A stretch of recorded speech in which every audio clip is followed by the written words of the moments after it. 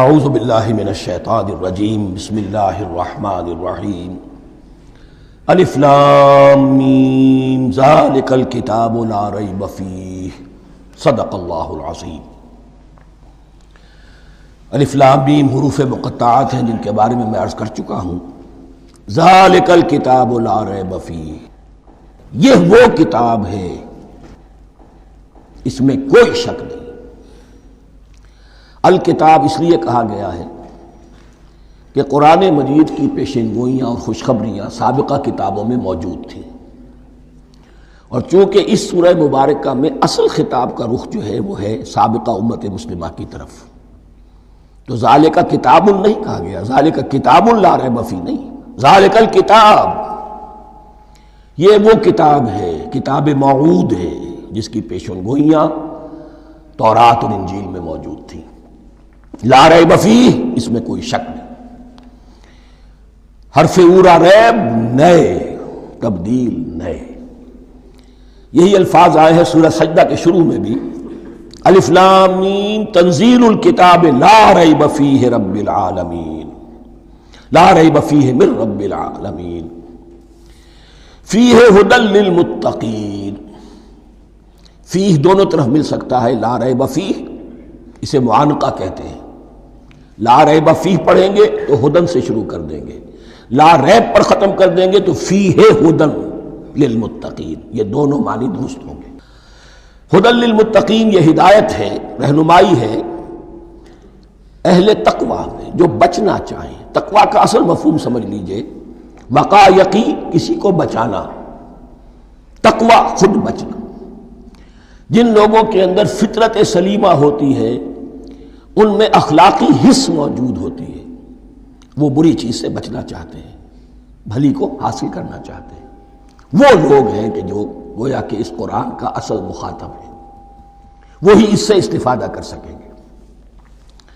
الذین یؤمنون بالغیب، اب ان کے کچھ اوصاف، یہ اصل میں بہت زیادہ واضح ہوتا ہے تعویل خاص کے اعتبار سے کہ دیکھ لو درخت کو اپنے پھل سے پہچانتے ہیں، اس قرآن کے پھل موجود ہیں نا، یہ ابو بکر اور عمر اور عثمان اور علی کون ہیں؟ یہ جو مہاجرین آئے ہیں چل کر، مدینے والوں دیکھو یہ کون ہیں، ان کی شخصیتیں کیا ہیں، ان کا کردار کیا ہے، ان کے اوصاف کیا ہے، یہ کس درخت کے پھل ہیں؟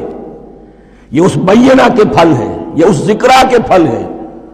بینہ رسول من اللہ یتلو صحفا مطہرۃ فیہا کتب قیمہ، یہ اس شجرہ مبارکہ کے پھل ہیں، دیکھ لو ان کے کیا شب و روز ہے۔ الذین یؤمنون بالغیب، جو غیب پر ایمان رکھتے ہیں۔ تعویل عام کے اعتبار سے اس کا بہت اہم مفہوم ہوگا، جو یہ طے کر لے کہ سوائے مادے کی دنیا کے مجھے اس سے آگے جانا ہی نہیں، unless I can verify۔ آپ کو معلوم ہے کہ میٹیریل جو حقائق ہے وہ تو آپ ویریفائی کر سکتے ہیں، آنکھ سے دیکھ سکتے ہیں، کان سے سن سکتے ہیں، ویریفائڈ ہے۔ جو یہ سمجھ لے گا کہ اس کے بیونڈ کچھ نہیں ہے، اس کے لیے قرآن میں کوئی ہدایت نہیں۔ ہدایت قرآنی کا نقطہ آغاز یہ ہے کہ انسان یہ سمجھ لے کہ جو اصل حقیقت ہے وہ مستور ہے، نگاہوں سے چھپی ہوئی ہے، سامنے جو کچھ نظر آ رہا ہے۔ ایک انگلستان کے بہت بڑے فلسفی کی کتاب کا عنوان ہے appearance and reality, reality and appearance, Bradley کی کتاب۔ اپیئرنس جو کچھ نظر آ رہا ہے یہ حقیقت نہیں، حقیقت اس کے پیچھے ہے۔ اور کنفیوشس کا ایک جملہ ہے جو بہت بڑا حکیم اور فلسفی تھا، چین کا بہت بڑا حکیم اور فلسفی، اور ہو سکتا ہے کہ نبی ہو، واللہ عالم، ہم کہہ نہیں سکتے۔ اس کی تعلیم بڑی اخلاقی تعلیم ہے، اور اس کا جملہ سنیے، یہ یؤمنون بالغیب کی اس سے زیادہ صحیح تشریح ممکن نہیں۔ There are certain things, there's nothing more real than what cannot be seen, and there's nothing more certain than what cannot be heard۔ وہ حقائق جو آنکھوں سے نہیں دیکھے جا سکتے اور کانوں سے نہیں سنے جا سکتے، ان سے زیادہ یقینی اور واقعی حقائق اور کوئی نہیں۔ There's nothing more real than what cannot be seen, and there's nothing more certain than what cannot be heard۔ الذین یؤمنون بالغیب، وَيُقِيمُونَ الصَّلَاةَ، نماز قائم کرتے ہیں، وَمِمَّا رَزَقْنَاهُمْ يُنْفِقُونَ، اور جو کچھ ہم نے انہیں دیا ہے اس میں سے خرچ کرتے ہیں، خیر میں، بھلائی میں، نیکی میں، ابناء نو کی حاجات کو رفع کرنے میں، لوگوں کی تکلیفیں دور کرنے میں، خود اللہ کے لیے، اللہ کی رضا جوئی کے لیے، اللہ کو قرض حسنہ دیتے ہوئے۔ وَالَّذِينَ يُؤْمِنُونَ بِمَا أُنزِلَ إِلَيْكَ وَمَا أُنزِلَ مِن قَبْلِكَ، اور وہ کہ جو ایمان رکھتے ہیں اس پر بھی جو آپ پر نازل کیا گیا ہے محمد صلی اللہ علیہ وسلم، اور اس پر بھی کہ جو آپ سے پہلے نازل کیا گیا۔ یہ بہت اہم الفاظ ہیں، اس لیے کہ عام طور پر آج کل ہمارے ہاں یہ خیال پھیلا ہوا ہے کہ یہ تورات اور انجیل کے پڑھنے کا کوئی فائدہ نہیں، کوئی ضرورت نہیں، کوئی ضرورت نہیں کی حد تک تو شاید بات صحیح ہو، لیکن کوئی فائدہ نہیں، یہ بالکل غلط ہے۔ یہ ابتدا ہے قرآن کی، اور کس قدر اہتمام کے ساتھ کہا جا رہا ہے۔ ایمان صرف قرآن پر نہیں، اس پر بھی کہ جو اس سے پہلے نازل کیا گیا۔ اور سورہ نساء کی آیت، اور سورہ نساء نازل ہوئی ہے کہیں جا کر سن 6 ہجری میں، یا ایھا الذین آمنوا آمنوا باللہ ورسولہ والکتاب الذی نزل علی رسولہ والکتاب الذی انزل من قبل۔ تو اس سے ایمان جو ہے تورات پر اور انجیل پر اور زبور پر اور صحف ابراہیم پر، اجمالی ایمان کی جو اہمیت ہے اس کو اچھی طرح سمجھ لیجیے۔ البتہ یہ ہے کہ چونکہ ہم سمجھتے ہیں اور جانتے ہیں کہ ان کتابوں میں تحریف ہو گئی ہے، لہذا ان کتابوں کی کوئی شے قرآن پر حجت نہیں ہوگی۔ جو چیز قرآن سے ٹکرائے گی ہم اس کو رد کر دیں گے، ان کتابوں کی کسی شے کو دلیل کے طور پر نہیں لائیں گے۔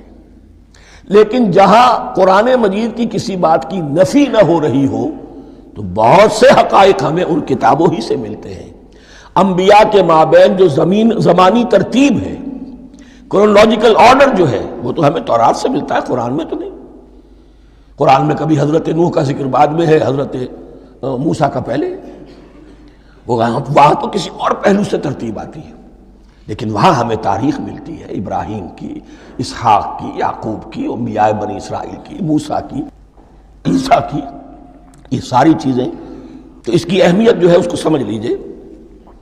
والذین یؤمنون بما انزل الیک وما انزل من قبلک وبالآخرۃ ھم یوقنون، آخرت پر وہ یقین رکھتے ہیں۔ نوٹ کرنے والی بات کیا ہے کہ باقی سب چیزوں کے لیے لفظ ایمان آیا، آخرت کے لیے ایقان کیوں؟ واقعہ یہ ہے کہ انسان کے عمل کے اعتبار سے سب سے زیادہ مؤثر شے ایمان بالآخرہ ہے۔ ایمان بالآخرہ ہے تو عمل سیدھا رہے گا کہ ہاں مجھے جواب دہی کرنی ہے، جانا ہے، اٹھنا ہے، اللہ کے حضور حاضری ہے۔ اگر یہ یقین ہے تو عمل صحیح ہوگا۔ اس میں کمی ہو گئی تو توحید جو ہے وہ بھی بس ایک عقیدہ، ایک ڈوگما بن کے رہ جائے گی۔ ایمان بالرسالت بھی بدعات کو جنم دے گا۔ عید میلاد نبی منا لیجئے، اور کچھ عشقیہ اشعار کہہ دیجئے، نعتیہ اشعار کہہ دیجئے، اللہ اللہ خیر صلی اللہ، یہ ایمان بالرسالت کے مظہر ہوں گے۔ عمل انسان کا درست ہوتا ہے آخرت کے یقین کے ساتھ۔ وَبِالْآخِرَةِ هُمْ يُوقِنُونَ، آخرت پر انہی کا یقین ہے، انہی کا یقین ہے۔ یہ حصر بھی ہے اس اعتبار سے کہ یہودی میں مدعی تھے کہ ہم آخرت پر یقین رکھتے ہیں، یہاں کنٹراسٹ دکھایا جا رہا ہے، آخرت پر یقین رکھنے والے یہ لوگ ہیں۔ اور تعویل خاص کے اعتبار سے وہ لوگ موجود ہیں تمہاری نگاہوں کے سامنے۔ 13 برس کی محنت کی کمائی محمد الرسول اللہ صلی اللہ علیہ وسلم کی، اس کتاب کی، یتلو علیہم آیاتہ ویزکیہم ویعلمہم الکتاب والحکمہ، اس کا جو نتیجہ ہے وہ تمہارے سامنے۔ اولئک علی ھدی من ربہم، یہ وہ لوگ ہیں جو اپنے رب کی طرف سے ہدایت پر ہیں۔ وہ ابتدائی ہدایت بھی ان کے پاس تھی، اور یہ تکمیلی ہدایت بھی، قرآن پر بھی ان کا یقین پورا ہے، اور محمد کا اتباع بھی وہ کر رہے ہیں۔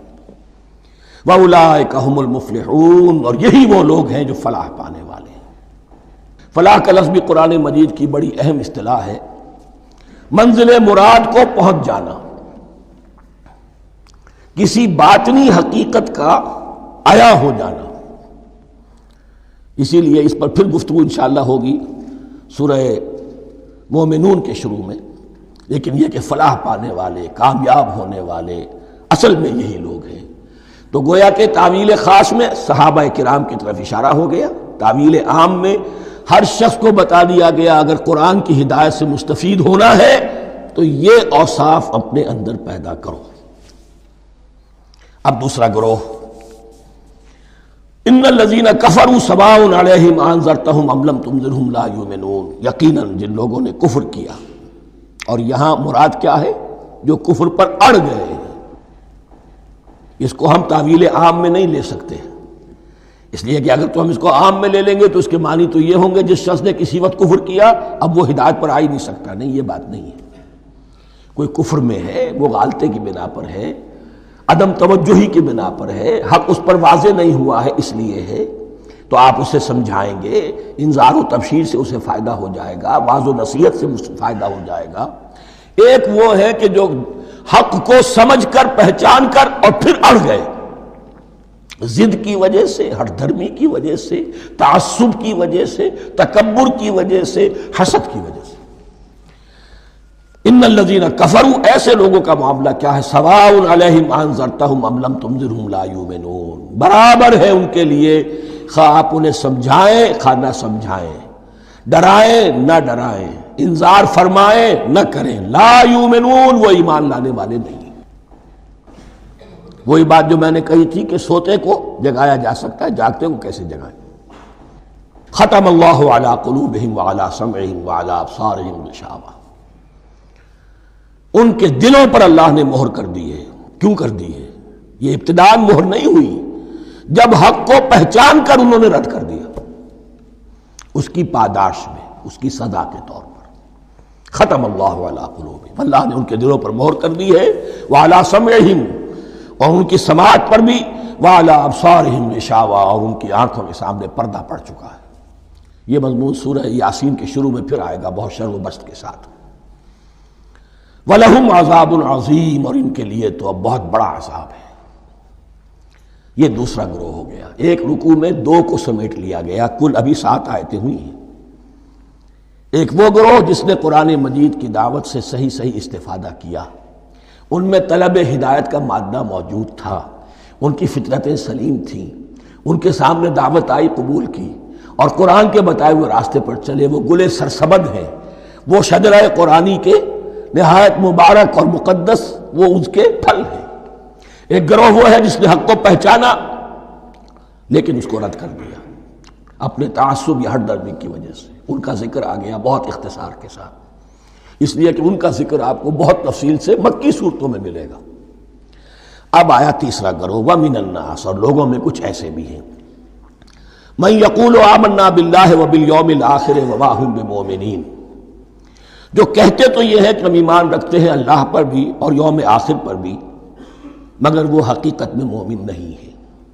یہاں ایک بات سمجھ لیجئے، اکثر و بیشتر مفسرین نے اس تیسری کیٹیگری کے بارے میں یہی رائے قائم کی ہے کہ یہ منافقین مذکور ہیں یہاں، اگرچہ لفظ منافق یا لفظ نفاق نہیں آیا یہاں، لیکن مولانا امیر احسن اصلاحی صاحب نے ایک رائے ظاہر کی ہے جو بڑی قیمتی ہے۔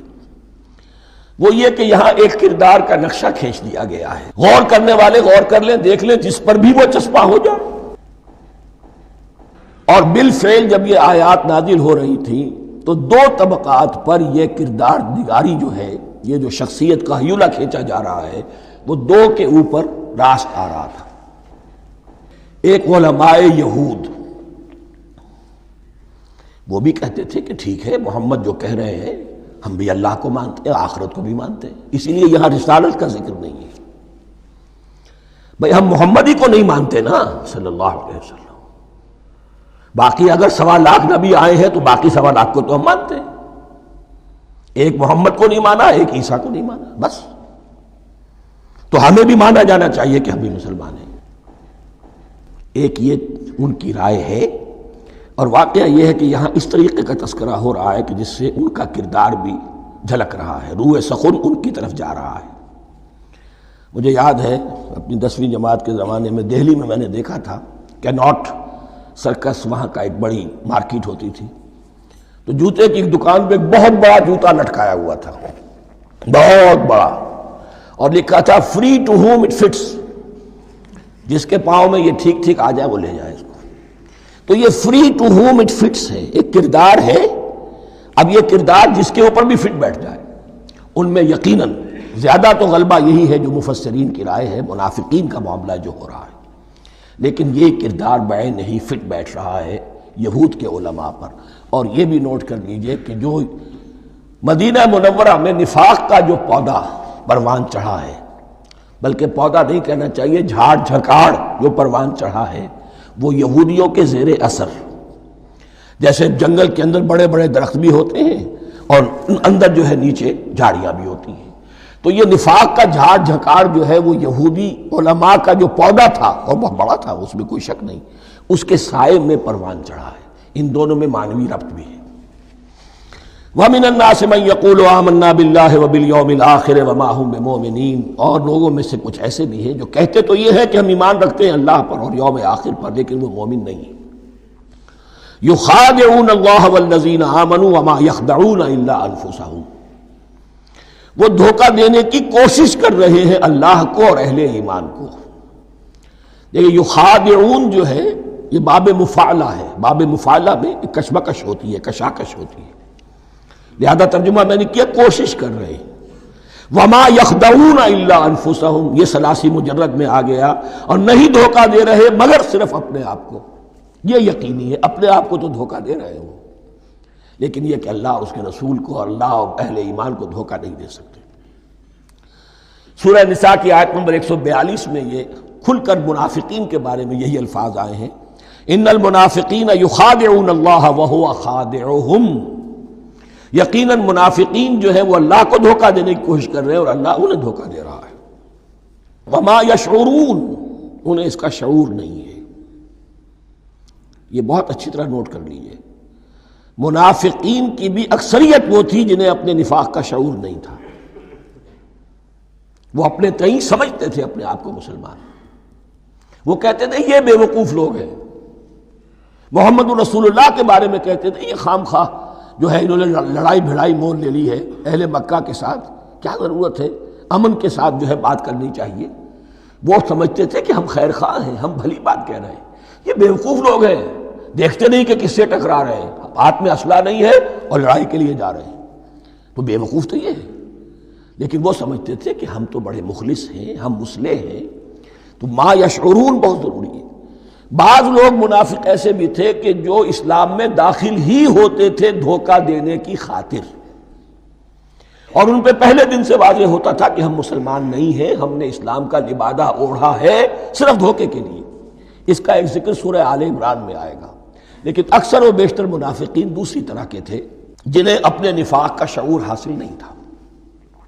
فی قلوبہم مرض، ان کے دلوں میں ایک روگ ہے، بیماری ہے. یہ روگ اور بیماری کیا ہے؟ ایک لفظ میں اس کو تعبیر کیا جائے کردار کی کمزوری، ویکنس آف کیریکٹر. ایک شخص وہ ہوتا ہے کہ جو سمجھتا ہے یہ حق ہے، ہر سے بعد آباد، اب جو ہو سو ہو. ایک حق کو حق پہچان کر رد کر دیتا ہے، وہ کافر ہو گیا. ایک حق کو حق پہچان کر آیا تو صحیح، لیکن ویکنس آف کیریکٹر کی وجہ سے قوت ارادی کمزور ہے. آخرت بھی چاہتے ہیں، دنیا کو بھی ہاتھ سے دینے کو تیار نہیں.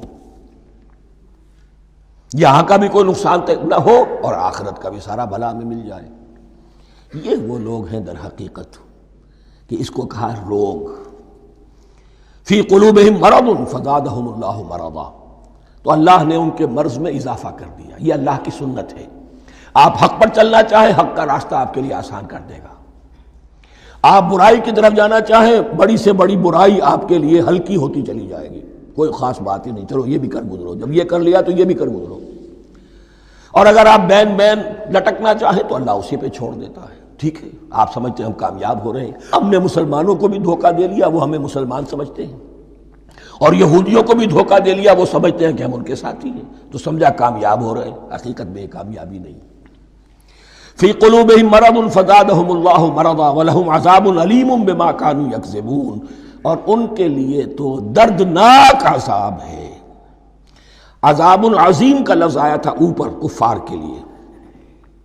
وَلَهُمْ عَذَابٌ عَظِيمٌ، 7ویں آیت ختم ہوئی، اور عذاب علیم کا لفظ آیا یہاں، ان کے لیے دردناک المناک عذاب ہے، بما کانوا یکذبون، بسبب اس جھوٹ کے جو وہ بول رہے تھے۔ وَإِذَا قِيلَ لَهُمْ لَا تُفْسِدُوا فِي الْأَرْضِ، اور جب ان سے کہا جاتا تھا مت فساد کرو زمین میں، مراد کیا ہے اس سے؟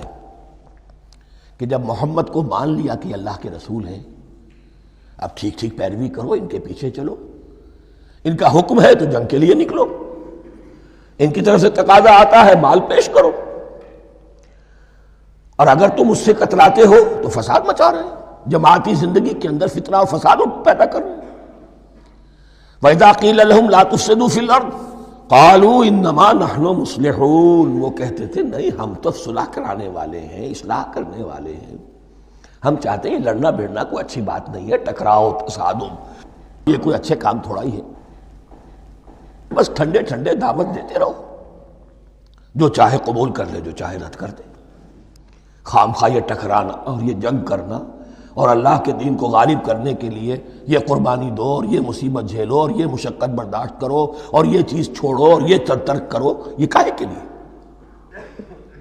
وَإِذَا قِيلَ لَهُمْ لَا تُفْسِدُوا فِي الْأَرْضِ قَالُوا إِنَّمَا نَحْنُ مُصْلِحُونَ أَلَا إِنَّهُمْ هُمُ الْمُفْسِدُونَ وَلَٰكِن لَا يَشْعُرُونَ، آگاہ ہو جاؤ کہ وہی ہے مفسد، فساد پھیلانے والے، اس لیے کہ محمد رسول اللہ کی دعوت ہے زمین میں اصلاح کے لیے، اس اصلاح کے لیے کچھ آپریشن کرنا پڑے گا، مریض اس درجے کو پہنچ چکا ہے کہ آپریشن کے بغیر اس کی شفا نہیں ہوگی، اب اگر تم اس کے راستے میں رکاوٹ بنتے ہو تو در حقیقت تم فساد مچا رہے ہو لیکن تمہیں اس کا شعور نہیں ہے۔ الا انہم ہم المفسدون ولکن لا یشعرون، پھر دیکھیے نوٹ کیجئے شعور نہیں ہے، شعوری نفاق اور شے ہے، غیر شعوری نفاق ہے کہ جس کا یہ سارا تذکرہ ہو رہا ہے۔ وَإِذَا قِيلَ لَهُمْ آمِنُوا كَمَا آمَنَ النَّاسُ، اور جب ان سے کہا جاتا ہے ایمان لاؤ جیسے دوسرے لوگ ایمان لائے ہیں، آخر دیکھو دوسرے یہ اہل ایمان ہیں، جب بلاوا آتا ہے فوراً لبیک حاضر ہوتے ہیں، جو بھی ہو یہ تم جو ہے آخر تم نے اور روش اختیار کی۔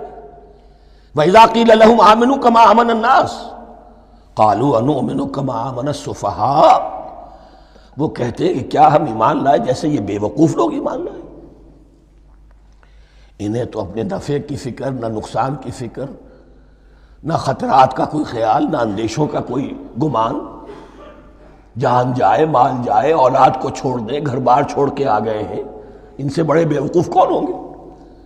بال بچے چھوڑ آئے ہیں کفار مکہ کے رحم و کرم پر، سرداران قریش جو چاہے ان کے ساتھ کریں، تو یہ تو بے وقوف لوگ ہیں۔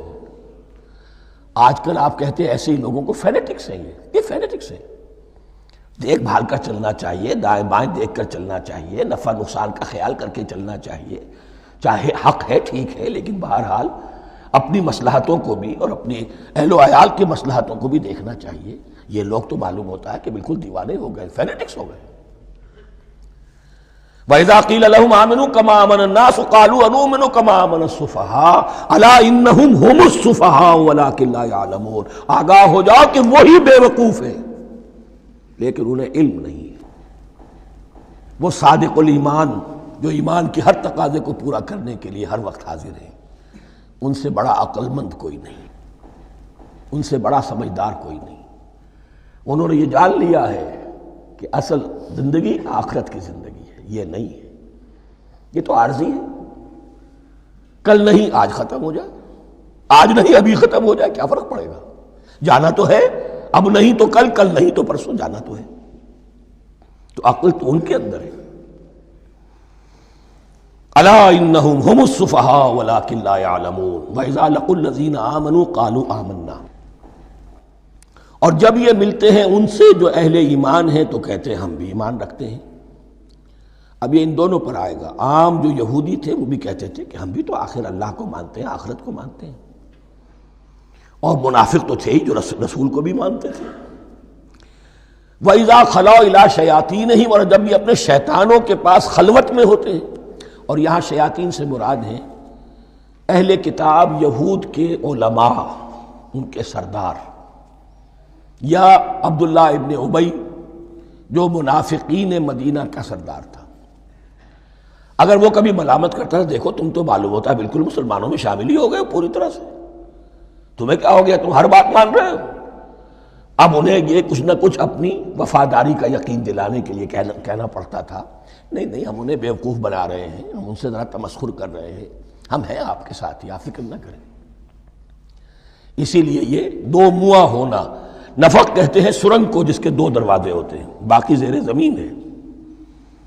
نافقہ گوہ کا بل ہے کہ دو دروازے رکھتا ہے، دو اس کے منہ رکھتا ہے کہ ادھر سے اگر کتا داخل ہو جائے شکار کے لیے تو ادھر سے نکل بھاگے، ادھر سے آئے تو ادھر سے نکل بھاگے۔ تو دو منہ انسان، یہ در حقیقت جس کو پھر سورہ نساء میں کہا گیا لا الہ الا ولا الہ الا، نہ ادھر کے ہیں نہ ادھر کے، مذبذبین بین ذالک، اس کے درمیان مذبذب ہو کر رہ گئے۔ یہ شیطان کا لفظ یہاں سمجھ لیجئے کہ اس کے دو رائے ہیں کہ یہ شطنہ سے بنا ہے یا شات سے بنا ہے، شین الف توئے یا شین تو نون۔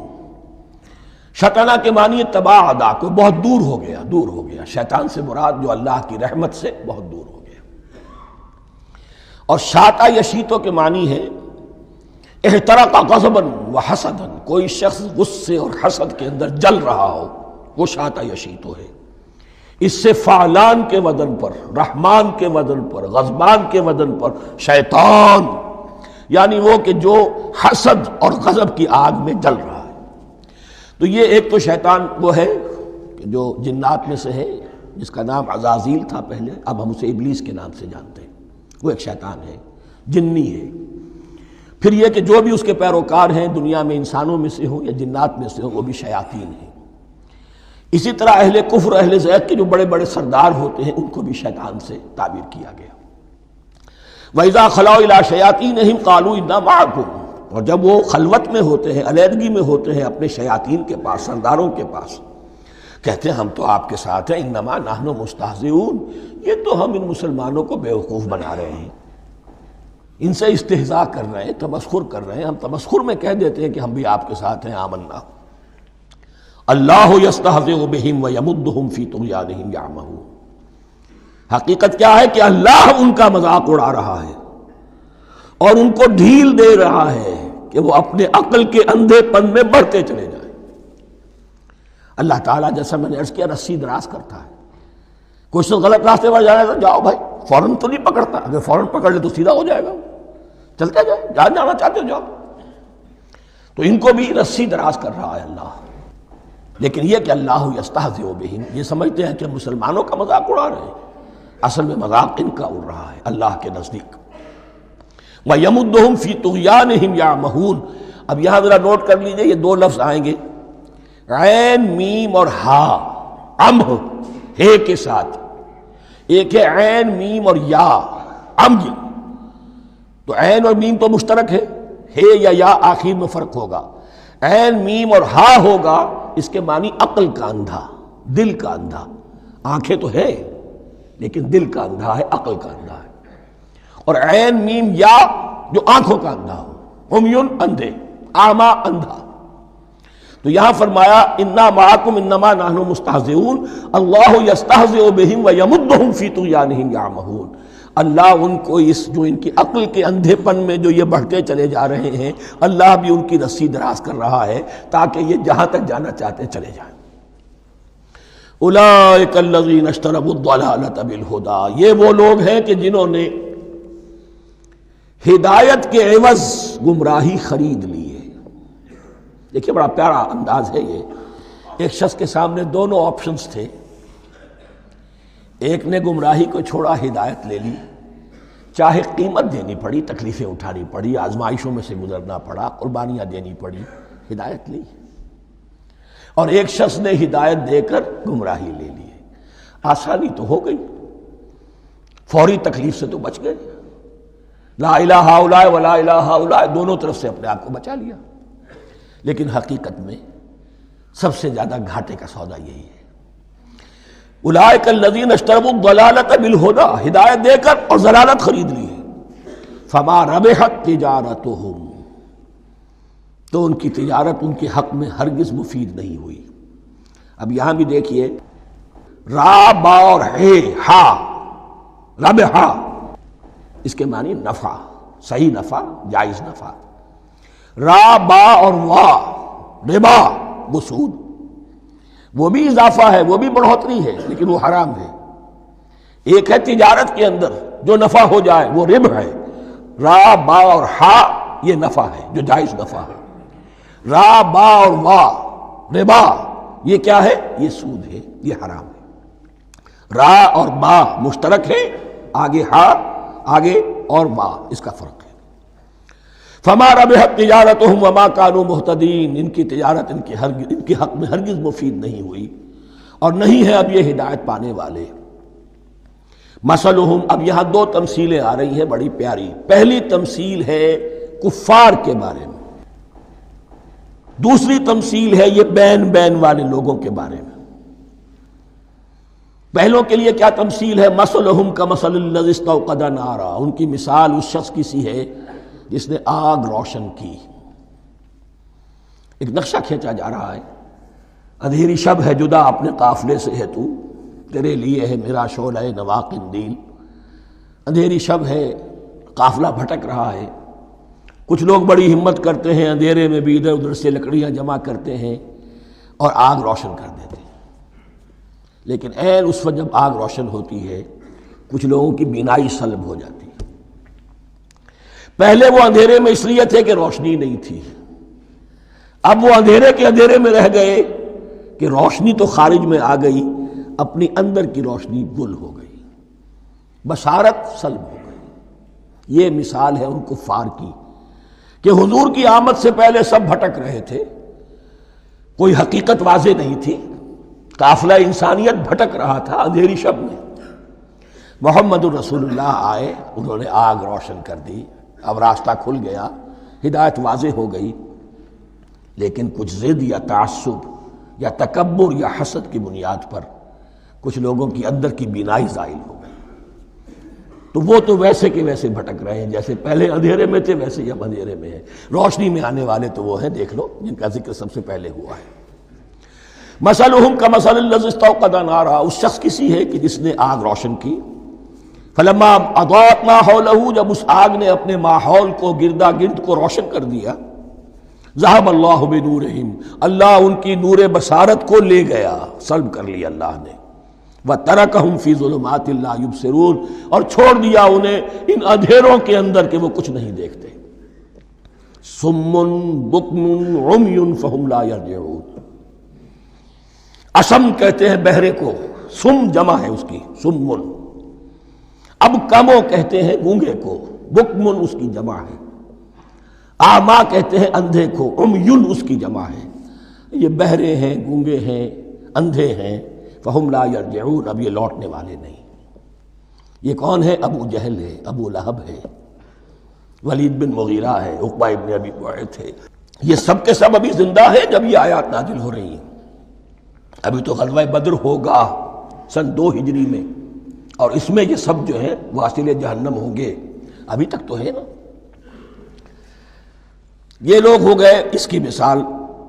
وَمَثَلُهُمْ كَمَثَلِ الَّذِي اسْتَوْقَدَ نَارًا فَلَمَّا أَضَاءَتْ مَا حَوْلَهُ ذَهَبَ اللَّهُ بِنُورِهِمْ وَتَرَكَهُمْ فِي ظُلُمَاتٍ لَا يُبْصِرُونَ صُمٌّ بُكْمٌ عُمْيٌ فَهُمْ لَا يَرْجِعُونَ۔ اب دوسری مثال، أَوْ كَصَيِّبٍ مِّنَ السَّمَاءِ، یا بڑی زور کی بارش برس رہی ہے آسمان سے، فِيهِ ظُلُمَاتٌ، اس میں اندھیرے بھی ہیں، وَرَعْدٌ اور گرج ہے، وَبَرْقٌ اور بجلی چمک رہی ہے، یجعلون اصابعہم فی اذانہم من الصواعق حذر الموت، کچھ لوگ ہیں کہ جو اپنی انگلیاں اپنے کانوں کے اندر ٹھوسے ہوئے ہیں کہ وہ جو کڑک ہے اس سے ان کی جانیں نہ نکل جائیں، موت نہ آ جائے۔ کڑکا ایسا ہے کہ اس کڑکے سے بچنے کے لیے اپنی انگلیاں اپنی کانوں میں ٹھوس رکھی ہیں، حذر الموت، موت کے خوف سے۔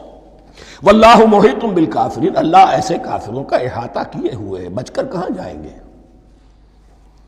یکاد البرق یخطف ابصارہم، قریب ہے کہ بجلی ان کی نگاہوں کو لے جائے، ان کی بینائی کو سلب کر لے۔ کلما اضاء لہم، لیکن ہوتا کیا ہے، جب ذرا روشنی ہوئی تو چل لیے، مشوا فیہ، بجلی چمکی، کچھ نظر آ گیا دائیں بائیں تو کچھ تھوڑا سا چل لیے۔ وَإِذَا أَظْلَمَ عَلَيْهِمْ، اور جب تاریکی ان پر طاری ہو گئی، قاموا، کھڑے کے کھڑے رہ گئے۔ یہ نقشہ ہے ان کا کہ ایک طرف بارش ہو رہی ہے، قرآن مجید ہے، آسمان سے نازل ہو رہا ہے، یہ ماہ مبارکہ ہے، یہ کتاب مبارکن ہے، لیکن یہ کہ اس کے ساتھ کڑکے ہیں، گرج ہے، کفر سے مقابلہ ہے، کفر کی طرف سے دھمکیاں ہیں، اندیشے ہیں، خطرات ہیں، امتحانات ہیں، آزمائشیں ہیں۔ ذرا کہیں حالات کچھ بہتر ہوئے، کچھ جسے بریدنگ سپیس کہتے ہیں ملی، تو تھوڑا سا چل لیے، ہم بھی مسلمان ہیں، کوئی خاص موقع نہیں ہے، کسی جنگ کے لیے بلایا نہیں جا رہا ہے، تو بڑھ چڑھ کے باتیں کر رہے ہیں، اپنے ایمان کا اظہار بھی کر رہے ہیں۔ جیسے ہی کوئی آزمائش آئی، قاموا، ٹھٹک کر کھڑے کے کھڑے رہ گئے۔ وَلَوْ شَاءَ اللَّهُ لَذَهَبَ بِسَمْعِهِمْ وَأَبْصَارِهِمْ، اللہ چاہتا تو ان کی سماعت اور بصارت کو بھی سلب کر لیتا، لیکن اللہ کا قانون یہی ہے، جو جہاں رہنا چاہے اس نے آزادی ارادہ دی ہے انسان کو۔ تم اگر مومن صادق بن کر رہنا چاہتے ہو، اس کو آسان کر دے گا تمہارے لیے۔ تم نے اپنے تعصب کی وجہ سے، اپنے تکبر کی وجہ سے کفر کا راستہ اختیار کیا، اللہ اسی کو کھول دے گا۔ تم بیچ میں لٹکنا چاہتے ہو، لٹکتے رہو، اللہ تعالیٰ جو ہے جبرن کسی کو نہ حق پہ لائے گا، نہ جبرن کسی کو باطل پر لے کر جائے گا۔ اس لیے کہ جبر اگر ہو تو پھر امتحان کا معاملہ ختم، پھر جزا و سزا بیکار ہے، غیر منطقی ہے، غیر معقول ہے۔ ان اللہ علی کل شیء قدیر، یقیناً اللہ تعالیٰ ہر چیز پر قادر ہے۔ یہ دو رکوع اس اعتبار سے کہ انسانی شخصیتوں کا سمجھنا، اور جیسا کہ میں نے عرض کیا، تعویل عام ذہن میں رکھیے، جب بھی کبھی کوئی دعوت حق اٹھے گی، اگر وہ واقعتاً کل کے کل حق کی دعوت ہے اور اس میں انقلابی رنگ ہے کہ باطل سے پنجہ آزمائی کرنی ہے، باطل کو نیچا دکھانا ہے، حق کا غلبہ کرنا ہے، تو یہ تین قسم کے افراد لازماً ہمیشہ وجود میں آ جائیں گے۔ ان کو پہچاننا، ان کے کردار کی جو اصل جو اس کے پیچھے پس منظر ہے، اس کو جاننا بہت ضروری ہے۔